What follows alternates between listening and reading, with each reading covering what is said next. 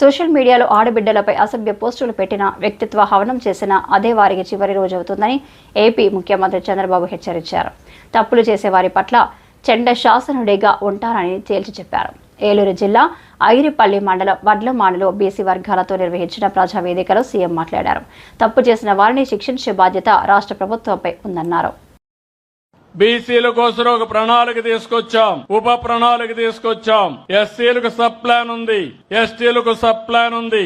అదే మరిగా బీసీలకు కూడా ఒక సబ్ ప్లాన్ తీసుకొచ్చి దగ్గర ఈ సంవత్సరం 48,000 కోట్ల రూపాయలు బీసీల సంక్షేమానికి ఖర్చు పెడతామని చెప్పి కూడా నేను మీకు తెలియజేస్తున్నా. ఇంకో పక్క ఆదరణ 1 తీసుకొచ్చాం. ఇప్పుడు ఆదరణ 1, 2 కూడా పూర్తి చేశాం. ఇప్పుడు ఆదరణ 3 కింద ప్రతి సంవత్సరం 1,000 కోట్ల రూపాయలు ఖర్చు పెట్టి ముందుకెళ్తాం. నేను ఒకటే ఆలోచించాను, అన్ని వర్గాలు పైకి రావాలి, అందరినీ ఆర్థికంగా పైకి తీసుకురావాలి. షెడ్యూల్ కులాలున్నాయి, వాళ్లకు ఇబ్బందులున్నాయి, వాళ్లకు న్యాయం చేస్తాం. అదే మరి షెడ్యూల్ తెగలున్నారు, వీళ్ళు అడవుల్లో ఉంటారు, ఇంకా అనాగరికంగా చాలా బాధపడుతున్నారు, వాళ్ల కోసం పనిచేస్తాం. మైనారిటీ సోదరమణులున్నారు, మైనారిటీలు కూడా ఆర్థికంగా వెనుకబడ్డారు. ముస్లింస్ లో చాలా మంది పేదవాళ్లు ఉన్నారు, వాళ్ళను కూడా గుర్తించి వారి అభివృద్ధి కోసం కూడా పనిచేస్తున్నాం.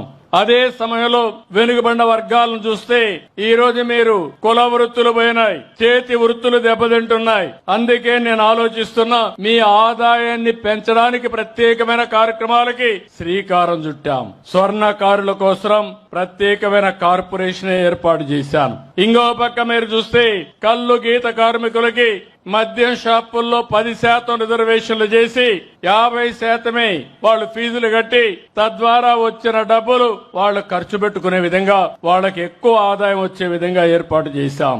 అదే మరి చేనేత కార్మికులకు మీరు చూస్తే ఏదైతే హ్యాండ్లూమ్ ఉంటే 200 యూనిట్లు కరెంటు ఉచితంగా ఇస్తున్నాం.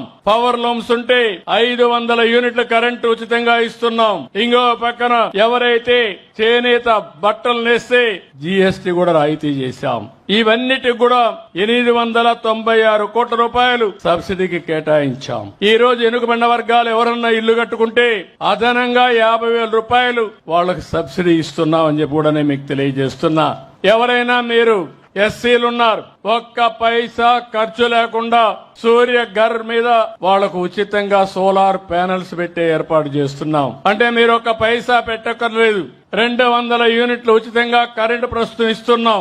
భవిష్యత్తులో 200 కరెంట్లు ఉత్పత్తి చేసుకోవడానికి, మీ ఇంటిపైనే కరెంటు తయారు చేసుకోవడానికి 2 కిలోవాట్ ఉత్పత్తి చేసే సామర్థ్యంతో సోలార్ ప్యానెల్స్ పెడతాం. ఇది మీరు వాడుకొని మిగిలితే గ్రిడ్ కిస్తే ₹2.09 మీకు డబ్బులు కూడా ఇప్పిస్తాం.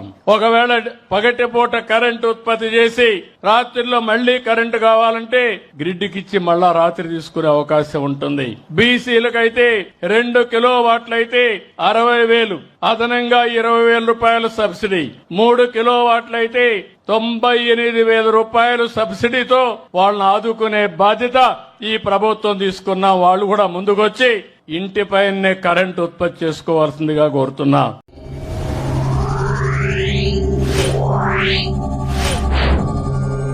Yeah.